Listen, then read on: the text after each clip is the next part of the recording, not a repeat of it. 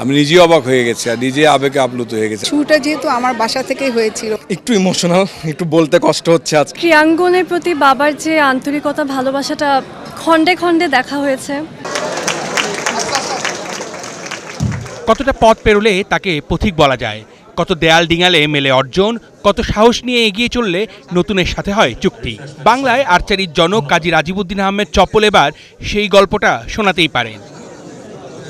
যখন তীর ধনুকের খেলাটা প্রতিষ্ঠা করার চেষ্টা করেন তখন অনেকেই টিপ্পনি কেটে বলেছিলেন অনেক কথা। কিভাবে ডালপালা ছড়িয়ে সেই খেলাটাই বিশ্বমঞ্চে বাংলাদেশকে বারবার করেছে গৌরবান্বিত। তীর ধনুকে বাজিমাত বইয়ের প্রতিটা পাতায় রয়েছে সেই সব গল্প। আমি নিজেই অবাক হয়ে গেছি আর নিজে আবেগে আপ্লুত হয়ে গেছি। আপনাদের সাথে কী কথা বলবো, তবে আমি ধন্য।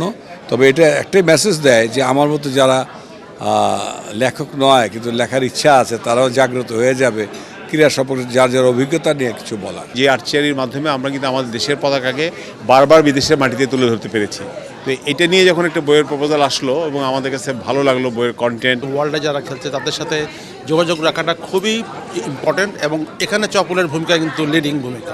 চপলের নীরব পরিশ্রম, নেতৃত্ব ও ভালোবাসার গল্পই উঠে এসেছে বইয়ে। ব্যতিক্রমী এই আত্মজীবনীতে মিলেছে বাংলাদেশ আর্চারির উন্নয়নের নেপথ্যে অনেক অজানা অধ্যায়। আন্তর্জাতিক আর্চারির বড় কর্তারাও উপস্থিত ছিলেন এই আয়োজনে।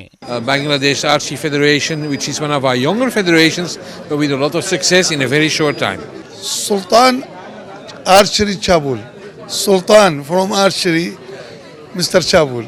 একজন স্বপ্নবান সংগঠক যিনি নিজের ঘরেই আর্চারির বীজ রোপণ করেছিলেন অকুণ্ঠ ভালোবাসায়।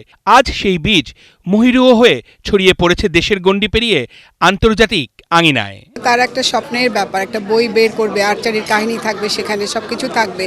আর শুরুটা যেহেতু আমার বাসা থেকেই হয়েছিল এবং এতদিন পরে একটা সেটাকে পূর্ণাঙ্গ রূপ দিল, বই বের করলো, অবশ্যই ভালো লাগবে। একটু ইমোশনাল, একটু বলতে কষ্ট হচ্ছে আজকে, কারণ দিনটা এভাবে সবাই আসবে, সবাই এরকম ভালোবাসা দিবে এটা আসলে বুঝতে পারিনি, কিন্তু খুবই ভালো লাগছে আসলে। ক্রীড়াঙ্গনের প্রতি বাবার যে আন্তরিকতা, ভালোবাসাটা খণ্ডে খণ্ডে দেখা হয়েছে।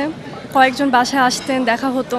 তো আজকে আসলে মানে বিয়ের পর প্রথম পুরো পরিবারটাকে একসাথে যেরকম দেখা, সেরকমটাই মনে হচ্ছে। তীর ধনুকে বাজিমাত শুধু একটি আত্মজীবনী নয়, এটি এক সংগ্রামী পথ চলার দলিল, যেখানে ত্যাগ, শ্রম, স্বপ্ন ও সাফল্য একসাথে ধরা দিয়েছে প্রাণবন্ত ভাষায়।